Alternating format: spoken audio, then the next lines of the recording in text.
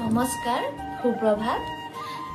আজি ৰাতিপুৱাই ষ্টাৰ্ট কৰিছোঁ এয়া বিটৰুট জুচ এগিলাছ দি দেই আজি মানে মই হালধি আৰু গৰম পানী খোৱা নাই বিটৰুট জুচ মই প্ৰতিদিনে বেলেগ বেলেগ এনেকৈ খাই থাকোঁ ঘৰুৱা নুকচাহে হয় এইবিলাক মানে আচলতে এইটো কাৰণে খাওঁ মই বয়সো হৈ আহিছে ন বয়সৰ অনুযায়ীতো মানুহৰ কিবা নহয় কিবা বেমাৰ হ'বই 100% চবৰে প্ৰতিজন মানুহ আজিকালি বেমাৰৰ পৰা হাত সাৰিব নোৱাৰে কিবা নহয় কিবা হ'বই সেইটো কাৰণে বেমাৰৰ পৰা মানে যিমানখিনি পাৰোঁ বাচি থাকিবলৈ কাৰণে এনেকৈ মই ঘৰুৱা নুকচাবিলাকে কৰি থাকোঁ আৰু মই আয়ুৰ্বেদিক যিজন স্পেচিয়েলি ডক্টৰ মনীষ আচাৰ্য তেওঁ ভাৰতৰ নম্বৰ 1